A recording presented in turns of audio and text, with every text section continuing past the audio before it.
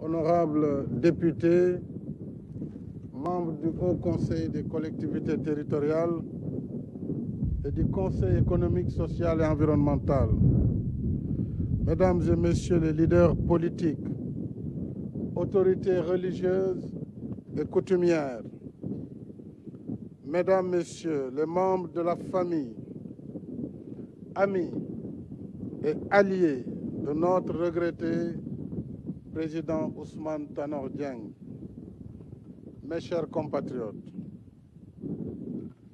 avant tout propos, je tiens à remercier notre cher frère, le président Ibrahim Boubacar Keïta, qui, malgré ses multiples et pesantes charges, a tenu à communier avec nous en cette douloureuse circonstance qui frappe la nation sénégalaise.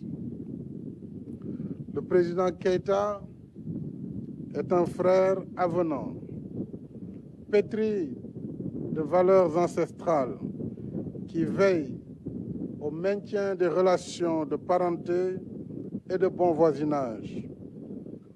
Merci mon frère, Monsieur le Président, pour ce geste renouvelé de solidarité, car ce n'est pas une première. Je voudrais également transmettre son message personnel. Il m'a chargé de témoigner que Ousmane Tanor Dieng fut un homme de bien. Il fut un homme généreux, un homme discipliné, comme il m'a dit, courtois, qui avait le port. C'est un témoignage qui ne ressort pas tout ce qu'il m'a dit à l'intérieur, mais c'est dire que nous venons de perdre un homme d'une dimension exceptionnelle. Ce jour est triste.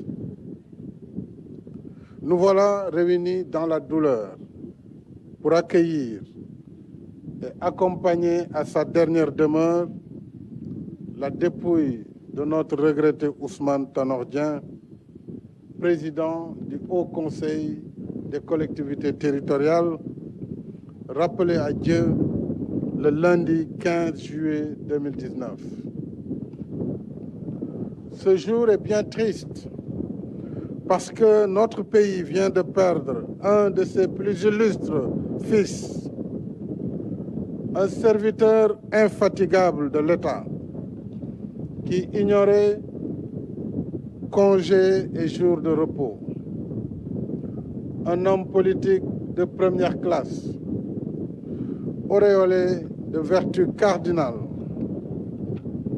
Par sa profession, le président Ousmane Tanor Dieng était d'abord un diplomate de carrière chevronné, aux analyses lucides, aux verbes mesurés et à la plume raffinée.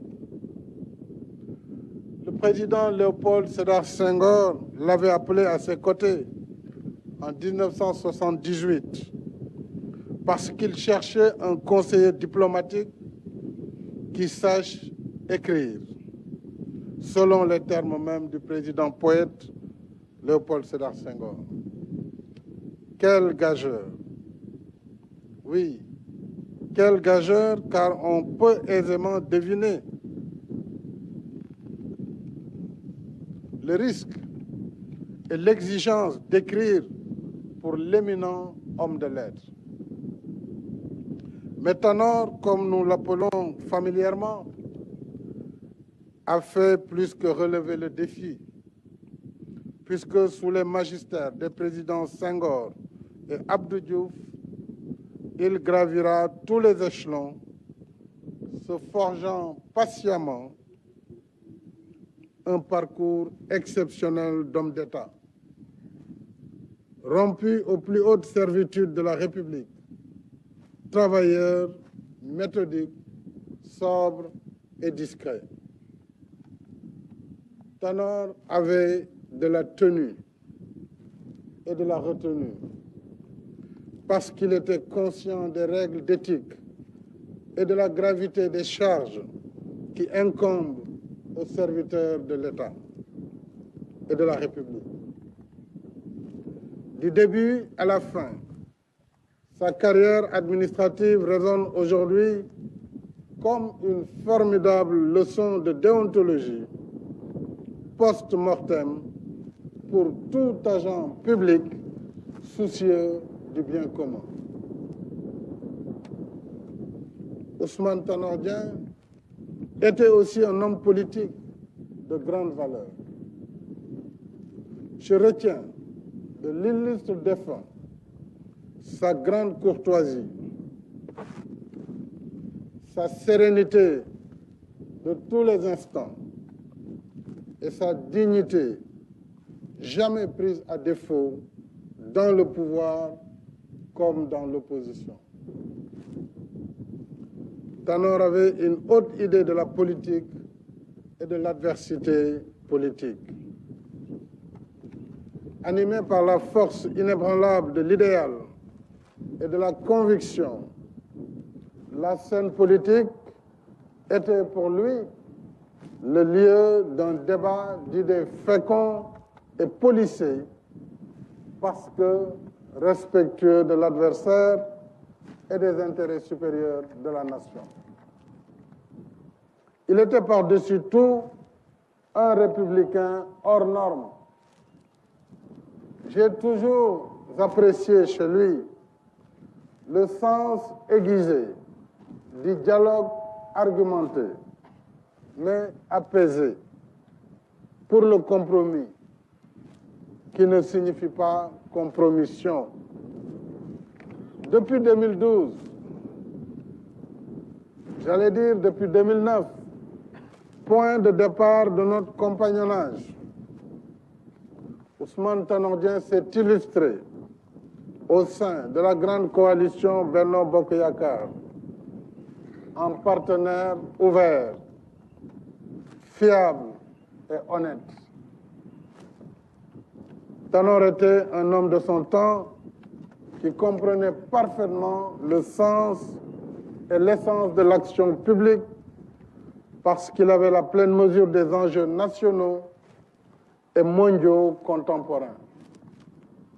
En témoigne son discours magistral de janvier 2016 devant l'Association internationale des maires francophones sur le péril environnemental qui menace la planète. Un homme du terroir, il était aussi un humaniste d'une urbanité exquise qui tenait aux valeurs de culture et de civilisation qui irriguent de leur chaleur humaine nos terroirs ancestraux. Comme tout enfant attaché à ses racines, le jeune Tanor se faisait un point d'honneur de passer ses vacances en Guéniène, son royaume d'enfance, pour se ressourcer et participer aux travaux champêtres. Voilà pourquoi il était si bien intégré plus tard à Kolda, à Dioula-Colon, Dabo et Médina Yoro Foulah, où il effectuait son stage pédagogique de l'École nationale d'administration. Ceux qu'il a côtoyés dans ces localités gardent de lui d'excellents souvenirs. À titre personnel, je témoigne que Ousmane Tanor Dieng a toujours été d'une agréable compagnie, de celle qui vous marque et vous laisse une impression indélébile de sentiments mêlés d'affection et de respect. Quand il a senti que le destin allait s'accomplir, Tanor a encore trouvé la force et la sérénité de puiser dans ses dernières ressources pour m'envoyer un ultime message par son fils Pape Birane. Notre proximité était à ce point. Je suis véritablement bouleversé par sa mort.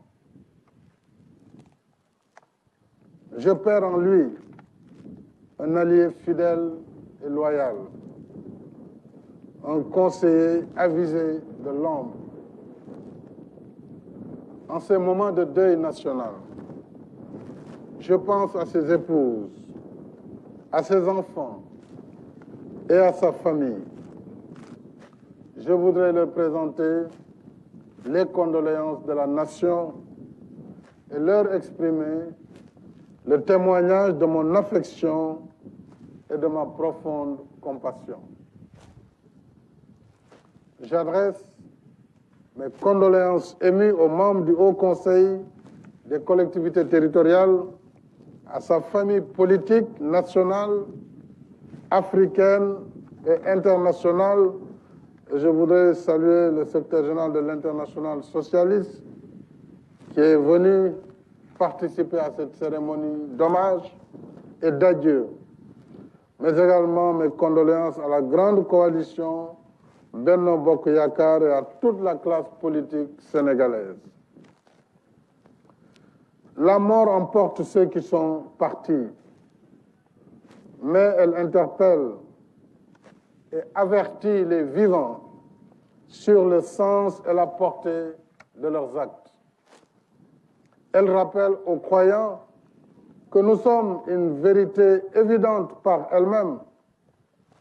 Tout est vanité ici-bas et chacun attend son tour d'être seul face au seul. Selon une vieille sagesse, notre vrai tombeau n'est pas dans la terre, mais dans le cœur des hommes. Alors, Président Ousmane Tanor Dieng, tu vivras toujours dans nos cœurs. Nous ne t'oublierons jamais. Pour honorer et perpétuer ta mémoire, une des sphères ministérielles les plus modernes dans la nouvelle ville de Diamniadio portera désormais ton nom pour que chaque jour qui se lève offre ton souvenir lumineux en viatique pour les générations actuelles et futures. Et pour nous, ta mort sera toujours une belle leçon de vie. Que la terre natale de Nguyen, que tu as tant aimée et où tu as souhaité reposer auprès des siens, te soit légère. Adieu, fidèle et loyal compagnon, repose en paix pour l'éternité. Amen.